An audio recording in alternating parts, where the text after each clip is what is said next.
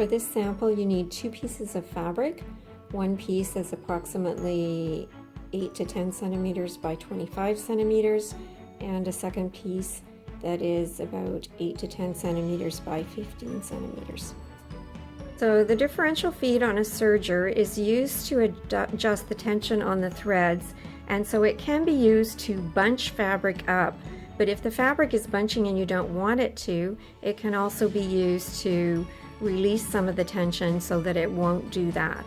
And so in this case, we actually want the fabric to bunch. So instead of setting it on 1, which is the normal setting, we're going to change this to the highest setting, which is 2.5 on this serger.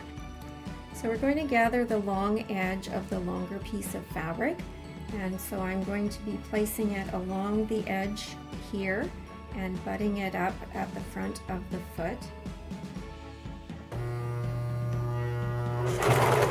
And stitching along that line. Now you can see it's already starting to pull up.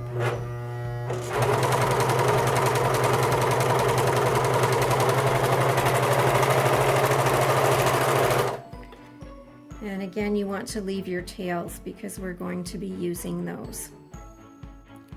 So you can see that it did gather slightly, but not enough to match the edge that we're planning to sew this to. So what you can do then is take a pin, and you want to get the 2 needle threads that you can see on the front side, and I've already started to pull them up, and you just put the pin through those loops, and we're going to release those needle threads, and then I can pull on these and increase the gather on this piece, and I want to try and move it along and have it evenly gathered along both edges. So I'm actually going to pull some from both sides. So when you've got the edges and now it's gathered up and I've got it distributed evenly, you're going to put these right sides together and line up the gathered edge with the flat edge of the smaller piece.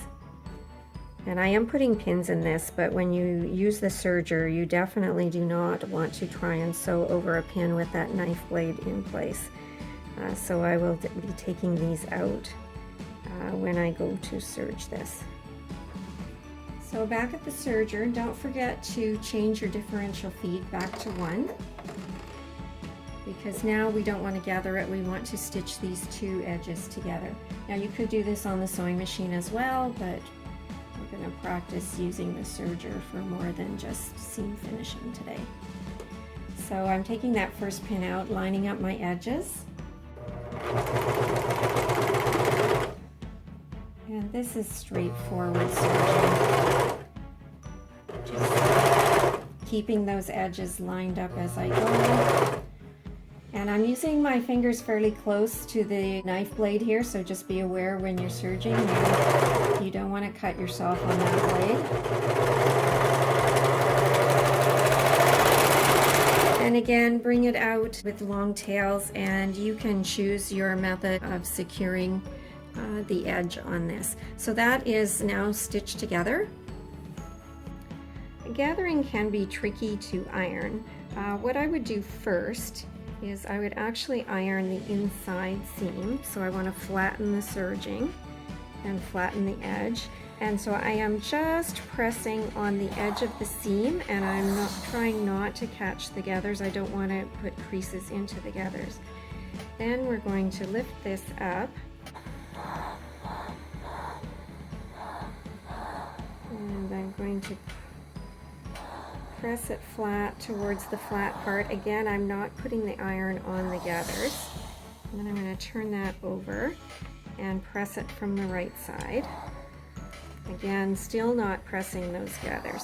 So now this is nice and flat here. To press the gathers, you want to go towards them with the tip of the iron. And I'm just moving the iron in between those gathers so that I am not pressing creases into the skirt part here. And that way you keep that nice flow here and you don't get creases going down into the body of the garment. And so that completes the Serger gathering sample.